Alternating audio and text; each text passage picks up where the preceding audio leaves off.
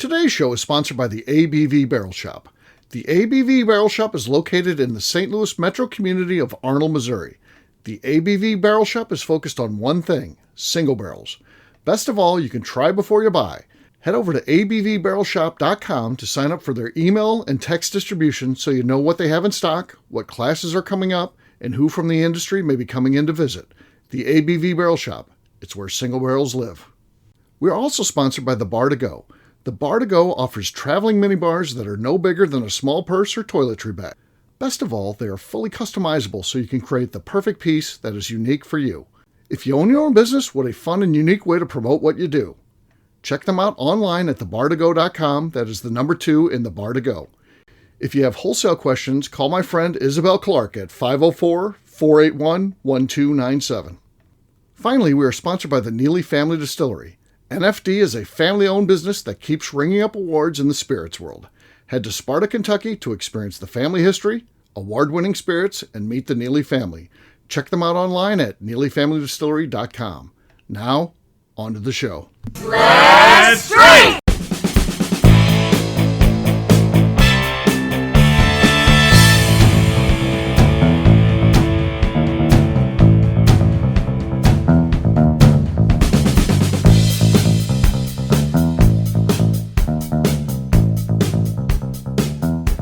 Welcome to the Bourbon Daily, a podcast about everything bourbon delivered to you every day of the week. Today on the show, we talk about some new distilleries coming to Kentucky in 2026. My name is Miss Becca Sue. Please join me in welcoming my co-host, Steve Akeley, as well as our special guests, Jeff Andreezy, Ryan Thompson, and McNew. Hey gang, what's up? Hey guys. Hey everyone. Hello. So yeah, we're going to be talking today about some new distilleries coming on board. There's some good news coming out of Kentucky. We've got 3 new distilleries opening up in 2026. Pretty excited about that. Should be good. We've heard about a couple of them closing recently, so we got more opening than closing. So I don't know what that says about the state of bourbon right now, but I'm pretty excited to talk about We'll get to that after the break. For right now, Jeff said there's something he wanted to talk about. What is that, sir? Well, would you agree with me that Steve is a very influential person? Yes. Steve Akeley, very influential. I'd agree with that. Sure. I think All right, so. In what way? I'm not sure I about think that. unintentionally, like he'll just say, I really love this thing is cool. And people are like, might be. So they jump on board. So I don't think he intends to be an influencer by any means. But All right. So my question really is, Steve always talks about deep dives on YouTube. Yeah. Have you found anything on YouTube that you're really diving into lately? Oh, yeah, of course, right? It's always new things. I mean, I found a new guy that I like. I think his name's Sergeant Curtis. I like him because he's a retired police officer, obviously a sergeant. He looks like you could just throw him back out there today. I would trust this guy as a police officer for sure. But he tells you about what you're watching as you're watching the sovereign citizens getting ready to go downhill. I enjoy his channel for sure. So I've been watching that, and then I continue to watch Scout. And I don't think anybody's jumped on board on that one as an influencer, if you will. But that's one you need to watch. It's a couple that lives in Nova Scotia, an island in that area, not with the general population, St. Joe's Island. And they're cool. It's cool watching them and their family and living off the grid and what that's like and building everything and growing everything you need, and it's just cool. I don't know. I like that show. It's good, wholesome, just TV watching in my mind because we do watch it on the TV even though it's a YouTube thing. So, Well, the outdoors guy. He stopped his channel, but he was like just one guy just out in the woods, like out showing like survival things. Fuck, what was his name? He stopped his channel though? Yeah, he stopped. He'd been doing it for years. His name is, what is it? Outdoors. It was a really big channel too. Yeah, those You know channels. what I'm talking about? He's There's a couple of those channels out there, those guys out there. Oh, here he is. My Life Outdoors. It was his Okay. name. This, I don't know if you can see him or not here. This is the guy. Okay. Glasses, redhead. But this guy's channel, oh shit. Don't I'm Uh-huh. trying to sign up. No. God dang it. Sign up. So, This guy's channel was, let's see how big it was. My Life Outdoors. Yeah, 1.1 million subscribers. Yeah, He he's got like 20 million views on like his right. videos. And then he just decided to stop. He just he'd do all these crazy outdoors ones. That actually, like, I don't even watch that stuff, but he was just a really good person to do that stuff. And then he made one more video recently, which was actually really cool. So he came back from retirement from this stuff to help raise money for another YouTube guy. Like, let this guy put it on his channel. One of like this guy's original videos. Like, he made the video for this other YouTuber to post on his channel to make money. He's like, this is just for charity, so go and watch the video. Just because everyone was sad That's that he was cool. gone. And Right. just to raise Like money, that. 'cause this guy's like wife was like, I think going through like chemo or something like that. And so he made one more video, although he was retired, to post on this other guy's channel to raise him money. Okay. But that was a really cool, it's gone though. Yeah. Yeah. Yeah. Did you watch those ones, Steve? The outdoor?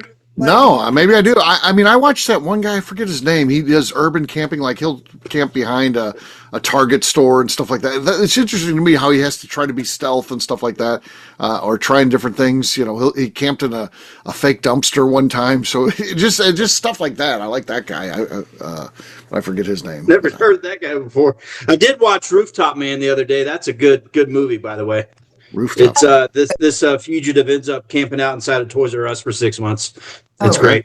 Yeah. I listened to that on a podcast. Yeah, Okay. it's a That great was- story and it's a great It movie. was on Criminal, maybe? I don't remember what. I think we were listening on Criminal. That was the craziest fucking story. It's It comforting totally to feel that a criminal is The hiding guy- out in a Toys R Us. That's Why nice was to he feel. living in that? What a he, beautiful broke story. in- There was a building next to the Toys R Us Uh-huh. that he ended up cutting into like the drywall next to it eventually. Yeah, the roof. He would cut in the roof, holes in the roof, and get Yeah, in. and then he like dated a chick from like the church, and like Yeah. she had no idea that He's he a- was just like living. He's actively dating, living on a roof. Okay. Yes, it was a great story. Yeah. It's a really feel good story. I'll have to watch it. It's feel good. I wouldn't think it would be feel good, but You're He built, rooting like, for a the fake- enemy, the built bad a guy. fake wall, I think, in like the building next, like the place. Yeah, it's great. Toys R Us. It's such a fun story. Crazy story. Yeah, Yeah. I won't ruin it for anybody, but I'd You've suggest ruined taking 2 hours and watching it. That was Okay. great. Do you Okay. guys ever watch those videos where like they're sped up in like 5x speed and they're No. like building, No. digging out? No, they're like digging out like the ground and like they're I love building, Yes. Yeah, they're like building like structures, like they're like digging everything out like very precisely, or like building an entire bridge and they're like putting in like concrete just like by hand, and you're like, but you're watching all of it happen. I love it. And Yeah, like, I as you're love those. watching, you're like, there's no way that they're doing this, and like the things they're building, you're like, there's no way, but you're watching it happen. yeah. Yeah, And so absolutely. you're like, so they, for one, filming it would slow you down a lot. So like, I watched one last night about building a survival cabin in the woods. Yeah. It was I, fascinating. I've watched a lot of those videos too. And again, Yeah. I don't know why. It's not like I'm planning on doing that. And I'm like, I need to get some tips. No, I just like you it. need it for the apocalypse, Steve. Just in Yeah. case. Okay. Just in case. Just in case. Yeah. Why am I watching the ones with the what are they? The farriers, the whatever, the people that do Oh, the yeah. horseshoes and all that. Oh, I don't know why I watch those, but I do. I don't know This why. spoof Horseshoes. might seem normal, but we're about to dig into what's really going on here. Right. I'm Nate the Hoof Guy. Why am I watching this? I You don't know. might I have- am. Satisfying. You might have been a horseman in a prior life, Steve. Really? You might get a horse someday. You never know. That is I'm a horse's worst nightmare. That's I'm getting ready to Royce's jump on dream. your back, dude. That's Royce's dream, is to be a farrier in another life. He's like, Really? that Okay. just looks so soothing to do. And I'm like, I don't think it's that fun most of the time. No, I wouldn't think so either. my sister's husband is or was a farrier. And, yeah. Okay. No. I get involved. There's this one guy who does dog grooming videos, and I love him. It's like Kingdom something dog grooming, and I'm obsessed with him because he has Really? the calmest voice. And he's like, I got this good boy today. We're going to do this blueberry facial and the shampoo. He tries to fight me, but he doesn't. Does he express glands in there? Oh, No, we don't watch that. He doesn't. That's why dogs are kind of. Sure, he does. But no, just the Well, grooming. we're just gonna have to now express the dog's anal glands. Here we go. All right, No, just gently there's rubbing talk this. about that. All right. So nice. Ah. I skipped the dog grooming videos. I have Ish. no interest in that. Yeah. Well, And I don't know why. I'm just like, I get in a rabbit hole of dog grooming videos. Okay. Where I'm at.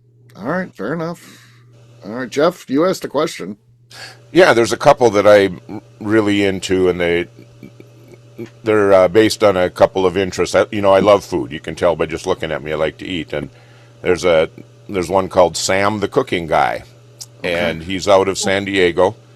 He's a Canadian, but he's a U.S. citizen now, and he cooks great food, but it's all he breaks it all down so it's very simple and great stuff. So Sam the Cooking Guy, he's got like 4 million YouTube followers. It's crazy.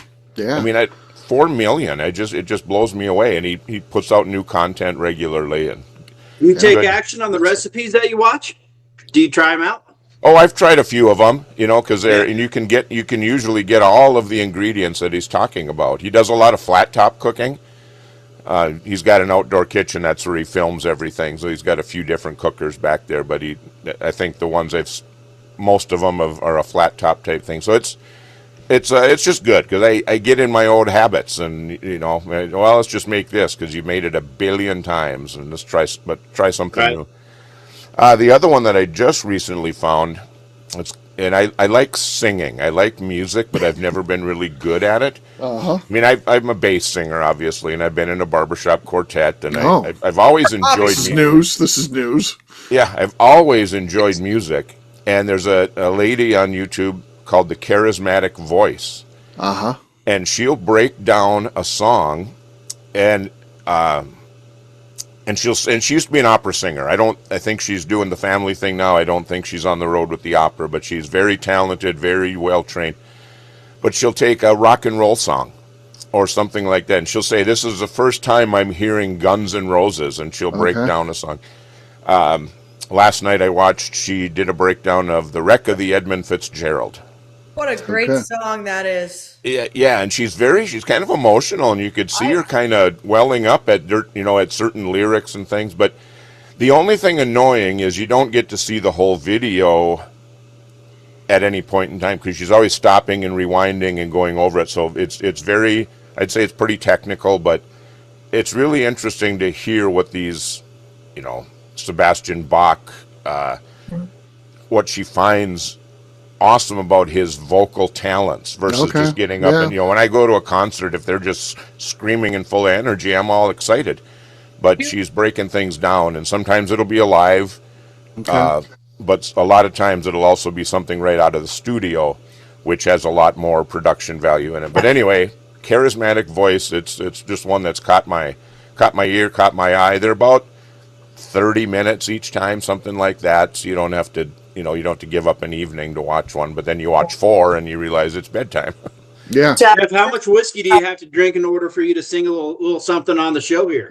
I don't have to drink much. Oh, God. All right. I'm looking forward to it. Yeah. Jeff, do you know who Postmodern Jukebox is? Like, they're a group of singers who take modern songs and sing them in like old-fashioned styles. You're gonna love them. They're so fucking good. I've seen them live twice. It's like a different cast all the time. Really? What is it? Postmodern Jukebox. Oh. Okay. Look them up. You'll love them. Look them up. You'll love them. The song, the Wreck of the Edmund Fitzgerald was that was the one and only time it was recorded in the studio. Here. Because every other time they tried to record it, it just didn't sound the same as the first time they recorded it. So one take song, huh? Yeah. I've actually got I've got a piece of art in my house of the Edmund Fitzgerald. Yeah, Edmund Fitzgerald. There you go. The heck of a story, and fairly was it November? November. The Gales in November. Yeah, I mean, come on, Jeff. You're better than that. Right. All right, on that note, guess what, gang? It's time to drink. What is everyone drinking? We'll start with McNew. McNew, what do you got?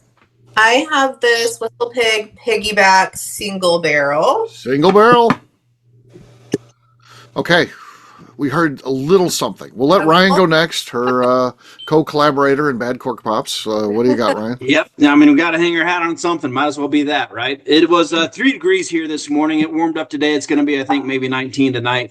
So we are in the midst of winter. So I figure it's only proper to bring out a midwinter night's dram. Okay. That's a fair choice. Yep. Yeah, not a lot there. That's our lead. I heard something. That's our lead right there, folks. Pretty low standard. Becca, you're next. I've got a unlabeled bottle here, but I think this is our Old Jet Brothers tequila finish, I believe. Okay. Okay, not a lot going on there. Wow. I've got some old fits here. This is their Bottle of Bond 13-year-old. I don't know what. Luco Terra could probably tell us when this one came out because he's got all of them. I don't remember. So let's see what we got here. Bassy and sloshy, very low bottle, and it's going to be our lead right now. Wow. But Jeff, you've had all the explosive cork pops. If you continue, this one's definitely yours to be won. We'll see what you do with it. Not expecting explosive. This is kind of one of those chubby corks, so I've got some. I've got some Horse Soldier Reserve 61 proof. It looks like so. Okay. The bottle's been signed by one of the dudes. That's cool. Yeah, that's enough. It was your worst cork pop of the night, but you didn't need much to win this one, and you clearly did that. So, cheers to Jeff. You are our show champion. 3 in a row. Will he get 4? Cheers, everyone. We'll find out soon. Cheers. All right, we'll take a quick break. Jeff, before we start to interrupt, Jeff, I've been dying to ask you this. That's rude. Do we have some new accoutrements hanging from your poster that I haven't seen recently? You got That's Jeff's underwear there. That's the candy one from the Christmas gift a couple years ago, the gag gift. That's over here's the black whale tail. That's the actually ones that he wore there. So. That's the original, and this one spotted is on camera. Those are camera used, making them worth more. All right. Yeah, I don't know if I knew the backstory on those. I had when to I ask. opened the package, the thong piece is broken, it's just dangling here. I don't really know where that would go, if that would ride up where it right up the ass right there. Yeah. Yeah, so that's what that is. Fair enough. Fair enough. Appreciate the explanation. Thank you. All right, we'll take a quick break, and then when we come back, we're going to be talking about 3 distilleries opening up, things you can visit starting in 2026. We'll do that in just a few.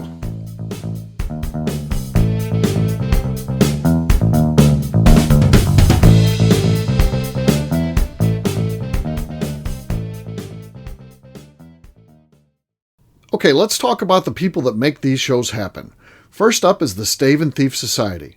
Via their in-person class at Moonshine University in Louisville, Kentucky, the Stave and Thief Society is the place where you, a bourbon enthusiast, can expand your knowledge and emerge an executive bourbon steward. In 2017, I completed my executive bourbon steward certification. It's the most comprehensive bourbon certification available and connects you with an expansive network of bourbon enthusiasts and professionals. Check out the full listing of in-person and online certifications and join the society today by enrolling at staveandthief.com. Speaking of executive bourbon steward certification, the ABV Barrel Shop in St. Louis, Missouri has developed a unique partnership with the Stave and Thief Society to offer a preparatory class to assist you in getting your executive bourbon steward certification. This prep class costs only $25 and is available to take live or online via Zoom. Graduates of our class receive a coupon code good for 15% off your executive bourbon steward certification held in Louisville, Kentucky. This saves you almost $90. Additionally, you can collaborate with fellow attendees to split travel costs when you go to Louisville. If you're interested in signing up for the class, simply head over to abvbarrelshop.com and check out the classes and events page. Last but not least, we are sponsored by Neely Family Distillery. Royce Neely is the 11th generation distiller in one of America's oldest distilling families. A visit to Neely Family Distillery takes you through family history, where you can see all the artifacts and newspaper clippings through the years from this family that started distilling in America after James Neely arrived from Northern Ireland in 1740. Today, Royce Neely and his team are crafting some of the best spirits in America. Their bourbon and absinthe offerings keep winning top honors in the spirits competitions. Recently, their absinthe made history as the first platinum winner in the absinthe category at the San Francisco Spirits Competition. Neely Family Distillery is definitely a bucket list destination if you are a bourbon fan. Learn more about their spirit offerings, visiting their facility, and the awards they have collected over at NeelyFamilyDistillery.com. And now, back to the show.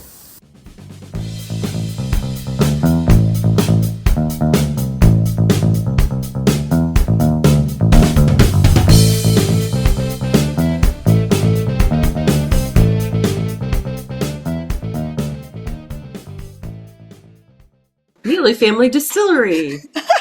You're listening to the Bourbon Daily. Welcome back to the Bourbon Daily. Today we're talking about new distilleries opening in Kentucky in 2026. Yes, we are.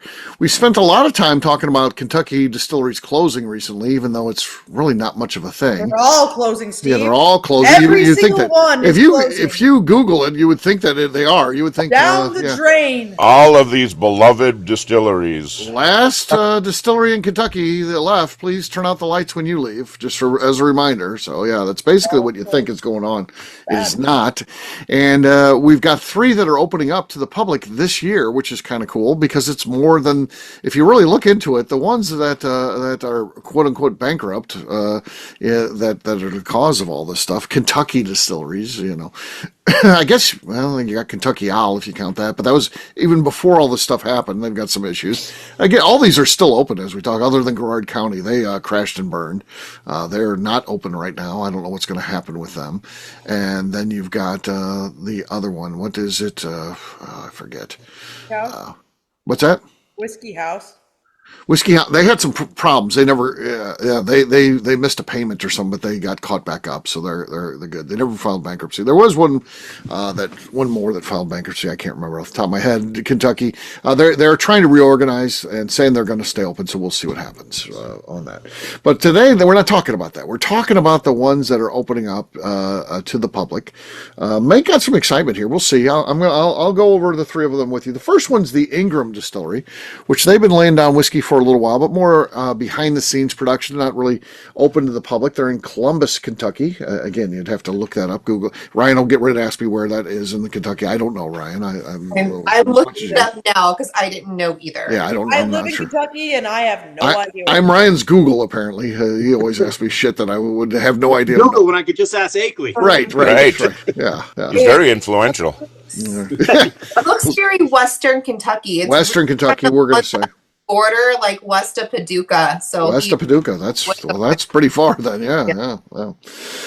So what they're famous for is they are on the river, and they do have a warehouse that ages things on the river, and we've heard about that, but not really been open to tourism and things like that. And that's changing in April of 2026. So they are going to be open for tours, and you can see the only distillery that has a warehouse that actually ages on the Mississippi. So. It looks closer to St. Louis than Louisville, honestly. Oh yeah. Like Paducah is only like 3 hours from St. Louis. Louisville's like 4 hours. So this might even be closer. So yeah, this might be the closest distillery to us, perhaps. Yeah. Kentucky wise, not obviously. There's other ones. This next one's one that we've heard about for a long time. And again, they didn't start out in Kentucky, but they decided they were going to become a Kentucky distillery. Lake Cumberland, Kentucky is where they're at. And Horse Soldier. So is that what you drank, Jeff? What you popped tonight? Yep. Horse Soldier. I kept it on topic. Yeah. So, so that their story has been told widely. The horse soldiers that went in during the war, and so they are opening a huge. This is a big one. This is like a $200 million distillery or something like that.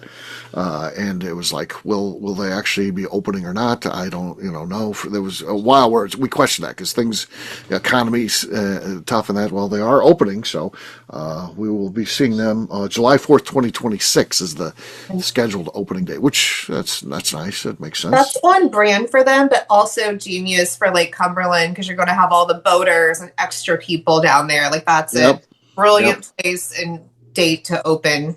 Yeah. And then the last one I think is exciting. It's becoming a little kind of area that is going to be becoming more bourbon focused, and that's Mammoth Cave. We know Mammoth Cave. It's a famous attraction in Kentucky, just a natural cave, of course. And a couple of our friends have opened tasting rooms there, including MB Roland. They opened a tasting room there. But there is a distillery opening there where we're making whiskey in. It's called Cave City Distilling. And which was Mammoth Cave is going to be one of their brands, which was a historic brand. So, and they had to go through some issues to get that, but they have secured that trademark, and they are going to be releasing whiskey under the Mammoth Cave brand, which is cool. A actually historic whiskey that's now going to be made right at Mammoth Cave. Pretty awesome stuff. So, I mean, what do you guys think about this? I mean. Well, thank you for not jumping on the train and just talking about the doom and gloom and the closures. I think it's great we're talking about some new openings. I love it. So let's put more of this out there. That's awesome. Yeah. Yeah, I hope it. I hope the investment isn't over the top because that's what gets people in trouble. That's what gets companies in trouble. Mm-hmm. Mm-hmm. Hopefully, they have the market established. Horse soldiers moving from somewhere, and whether they're going to have two or everything's going to move to this one, who knows? But Yeah. I just want to see them succeed. I love everyone's trying to add something. So whether it's an experience or a location that adds more than just that standard tour and the tasting, those are fun. But the trail's been around long enough now where, and we've talked about it on here, distillery tour one after the other. The only difference is scope and scale. You can Right. go to Neely and you can put your hands on everything, put your arms around everything, and it's a certain scale. But then you can go to Buffalo Trace and you can't even see the other end of it because Right. there's so much scale there. That's kind of fun to scale, see those differences. But now for the people coming, what else can you add? And you see restaurants and you see different things. So that's the thing that'll help keep bringing tourists in, I think, and hopefully Yeah. these are adding something extra. And Mammoth Cave finally getting a distillery is fantastic because I've been there. Like Mammoth Cave's great, but it's very tourist trappy, very family crap that you take little kids to. Like it's not that great after you leave the cave. Honestly, like there's not much to do if you don't have little kids. So I think having a distillery there, like yeah, that's more Kentucky heritage. Like you have one of the biggest national parks caves in the world, put a distillery there. Like that's a lot of Kentucky in one spot, and I think it's brilliant that they're finally doing it, and I don't know why it took so long. Yeah, I'm actually excited about all these. They're all very different. I mean, none of these are like, hey, this is the same old same. Each is different for a little bit different reason, and I'll go through that. The first one, again, this idea, and maybe it's a little niche. Maybe it's weird. Maybe it's hokey. I don't know. I want to go see it for myself. Ingram. I want to see what they're doing with that. Aging whiskey on the river, and and again, being closer to St. Louis, and going to visit some things in Paducah from time to time. I'm actually going to be in Paducah Thursday night. Not that I can go visit that place, but I do go there from time to time. So it could be something where I go and visit them at some point. Horse Soldier is one of those must-see ones, I think. I mean, a $200 million distillery, that is a lot. I know that, like for instance, Buzzard's Roost, when they were looking at trying to be a big distillery, they were looking at, a $30 million budget, which is huge. A couple other ones, Jim Rutledge, when he was trying to get his Rutledge distillery going, he had a $30 million budget he was trying to raise money for. 200 million. This is so over the top. I got to see what's going on. Can they make it at that? I don't know. It's going to have to be great. I mean, yeah, you're going to have to be awesome to get the kind of money you need to sustain that place. But I want to see There's it. a golf course, a concert venue, a hotel. I think there's all kinds of stuff going on that property. Yeah. Yeah, so it should be good. And as McNew mentioned, Cave City, I think it's kind of fun. I can see us doing an ABV Network event there. You've got a couple tasting rooms, two of them owned by friends of ours. And then you've got Cave City. I've already been in talks with them. They seem like nice folks. They've got a great working relationship with the cave itself. So, I'm thinking... yeah. If you're talking about a event there, the KOA there has they've got the the teepees, right? Yeah. it's not teepees. So for one, Oh, they have tree houses you can stay in, okay. and they Wow. also have covered wagons you can stay in. Okay. And maybe So they have teepees as well. I thought there's teepees around there, There but wasn't teepees maybe when not we that were one. there, but it's been 5 years since we were there. But Yeah, because it's an old touristy thing, as McNew was mentioning, so they have that kind of stuff. it's like Yeah. another like exit or two up from it's at Cave City, not Mammoth Cave. Uh-huh. But it's Cave City at the KOA there. It was awesome. Like it was a really cool experience when we were there. Yeah. And it was like I thought that the covered wagons were going to be like really shitty. I was like a little bit worried. I was like, this is not going to be good. They were great. There was a king size bed in them with two very large, not huge, but good sized bunk beds in them. There's not a bathroom obviously inside of the covered wagons, but the bathroom is just 20 feet across like a dirt road. Uh-huh. The bathrooms were really nice too, all like nicely tiled, and like each bathroom had a shower and a sink and a toilet in it, like all privacy.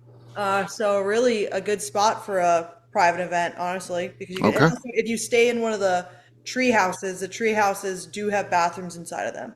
Okay. So Yeah, that sounds fun. Well, we got to do that. So that sounds like a good summer yeah, event to stay do. at the KOA. The KOA's, and it was beautiful out there. There's like fire pits outside of the, at least outside of the covered wagons, but a great little Okay. spot there at the KOA. I wonder how far in advance you have to book something like that. I don't know. Yeah, I don't know. I will say, you gotta figure out where to eat at. We ate one place that was not great. And my brother-in-law he had a water and he sucked up a nail through his straw. What? Fingernail or like a roofing nail? Like a roofing nail. What the heck? Hey, he got a lot of iron that There's time. actually Yeah, like an actual like stainless steel nail. He What sucked the up. Oh my gosh. And like the food was already very questionable. And once again, this was 5 years ago. It was like during COVID. Yeah. So like I think that probably like wait staff and just like in Sure. general, it was kind of like a shitty spot anyways. We went there because we were like, well, there's a lot of other cars here, so it must be good. It wasn't good. I don't know why there's other cars there. Hi, I'm your roofing contractor. I'll be your waiter today. And We'll then have Rice short sucked staff. up a nail in his straw. Yeah. And it was like, okay, but there are some good restaurants, or I think there's some like some chain restaurants at least around there that like we tried to not do the chain, and the not doing chain was actually not a good idea. Okay, so I don't like chains, but I'll do it if I think this there's a what's it called? A Cracker Barrel right there, I think. Cracker Barrel. Oh yeah, Ugh. yeah. Let's Hey, I'm just saying. yeah. They sell good candy, right, Becca? Yeah, they do. I'm just saying I've never had a nail in my drink at Cracker Barrel at least. That's true. That's true. They at least started selling beer and mimosas, so we can get on Exactly. Cracker Barrel. Cracker Barrel. We'll be meeting at the Cracker coming soon. Also, Mammoth Cave is awesome. Yeah, yeah. It's a cool place. It's cool. So literally, figuratively, and literally. So there you go. All right. We'll wrap this one up as we always do by talking about where people can find us. Jeff, we'll start with you. Where can people find you? I'm on Facebook, Instagram, and the Cigar Dojo, Jeff Andreezy, 2 I's and 2 Z's. Okay, Ryan. I'm looking forward to visiting that Horse Soldier property when they get up and running. You can find us on socials at 10th MTN Whiskey, and our website's 10thwhiskey.com. All right, McNew. I'm on Instagram at McNew ABV. Miss Becca Sue. You can find me on Twitter and on Instagram at Miss Becca Sue, 1K, no C's. All right, for me, I'm an easy guy to find at Steve Akeley, Twitter, Instagram, or Facebook. I've got a website, steveakeley.com. We've also got a company website. That thing's going to be abvnetwork.com. Check that one out. Everything that we do is out there. Also, come by and see us, the ABV Barrel Shop. We're the place where you can try before you buy. New barrel picks coming in all the time. So check us out online, abvbarrelshop.com. Miss Becca Sue, anything else to say before we get out of here? I just like to remind the audience to please give us a 5-star review that includes comments. It helps new people find the show, which is very important to us. If you like what we're doing, we ask you to please visit our Patreon page at patreon.com/the ABV Network. Great job today, gang. For our audience, we'll have a brand new show for you tomorrow. Looking forward to that. Until then, take care, everybody. See ya. Bye. See you guys. Bye. Peace.